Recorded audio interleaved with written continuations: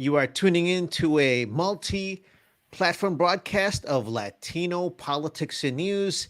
This is Tony Diaz, a Librotraficante, author of the upcoming book, The Tip of the Pyramid, Cultivating Community Cultural Capital. Today's topic, we are going back to an important issue that we'll be studying throughout the months to come. The key question: does Texas Lieutenant Governor Dan Patrick consider Mexican American Studies CRT?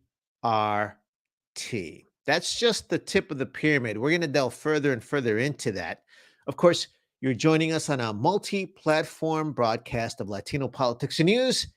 Thanks for watching us across social media, or maybe you're listening on 90.1 FM KPFT, Houston's community station, where it all started.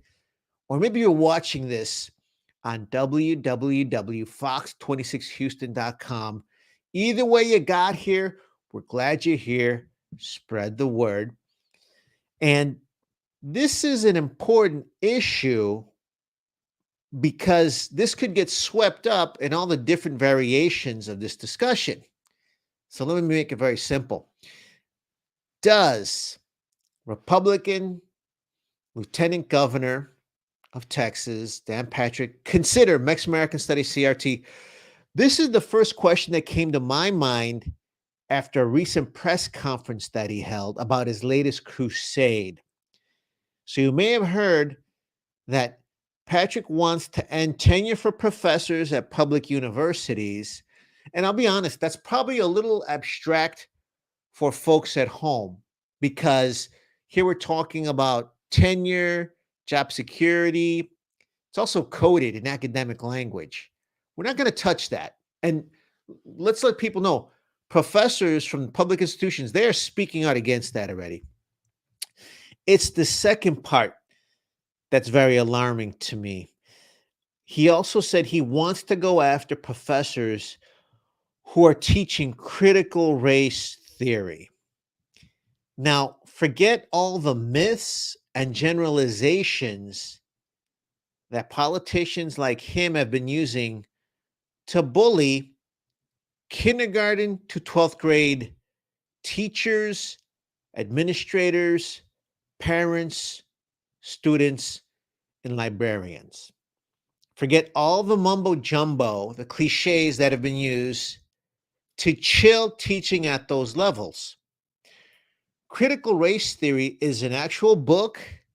It's an actual course taught at the university level, especially at the graduate school level, in different areas such as sociology, history, in the legal department.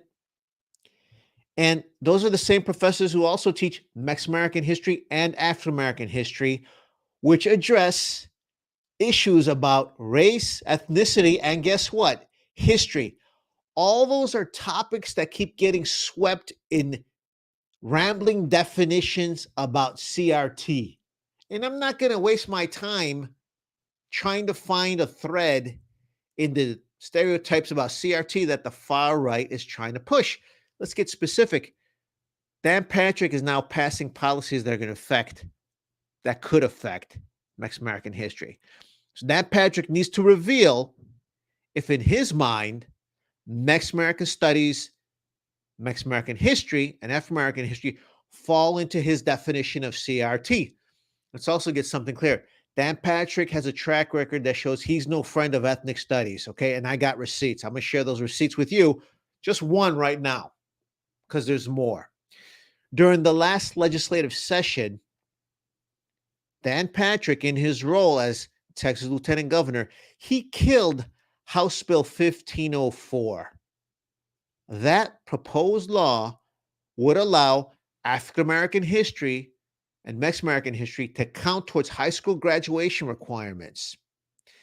This bill was co-authored by bipartisan folks. You had Democrats, State Representative Cristina Morales, Jean Wu, Alma Allen, and Jarvis Johnson on the Democratic side, co-authoring that bill. Republican Dan Huberty was a co-author of that bill also. So again, bipartisan support to come up with the best education possible for our youth. That bill made history as the first ethnic studies bill to pass the Texas House of Representatives. It also got bipartisan support and passed the Senate Education Committee.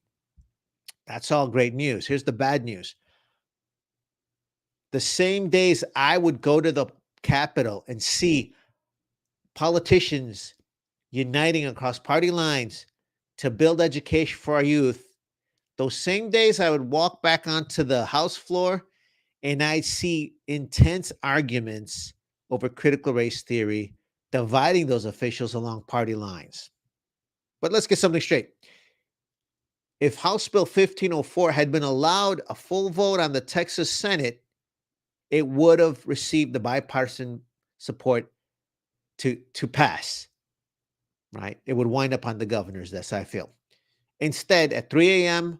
on the last day possible, Dan Patrick, who decides the Senate agenda, he killed the bill supporting African American history and Mexican American history as high school requirements. He denied us the vote.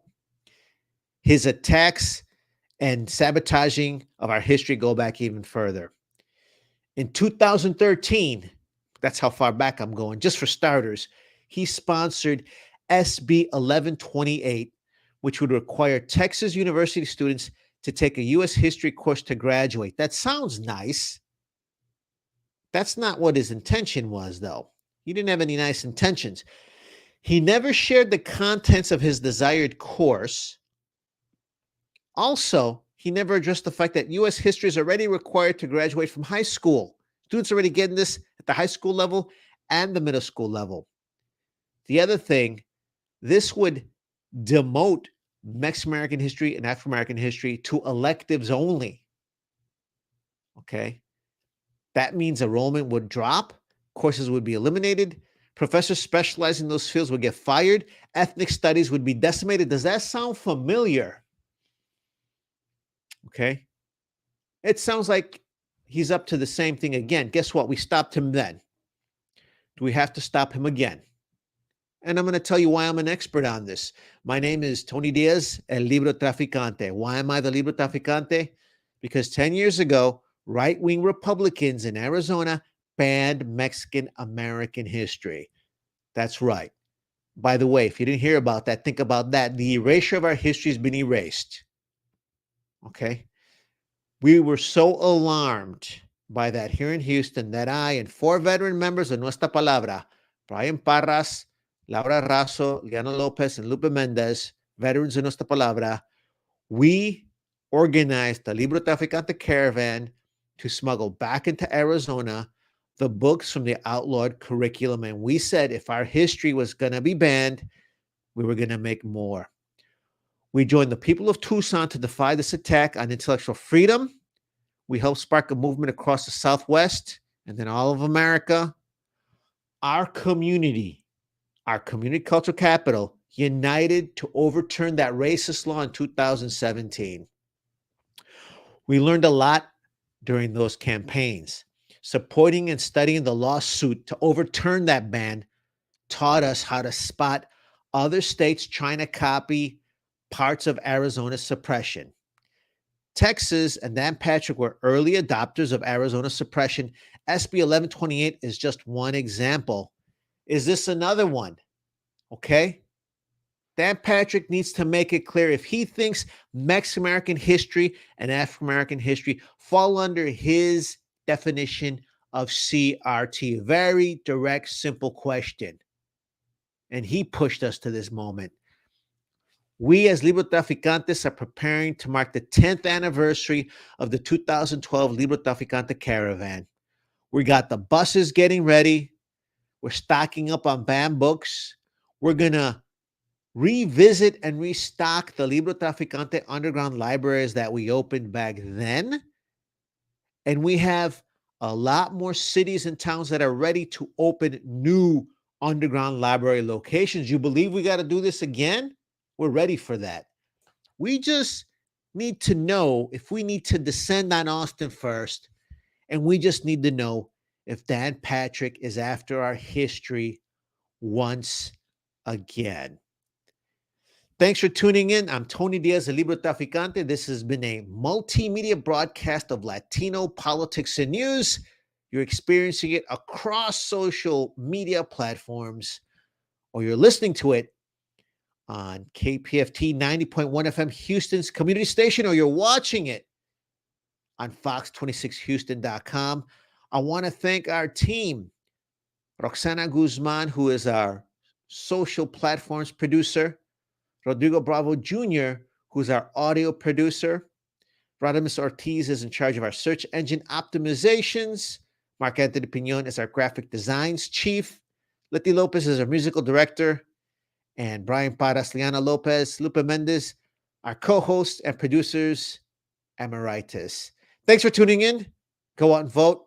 Stay involved. Thank you.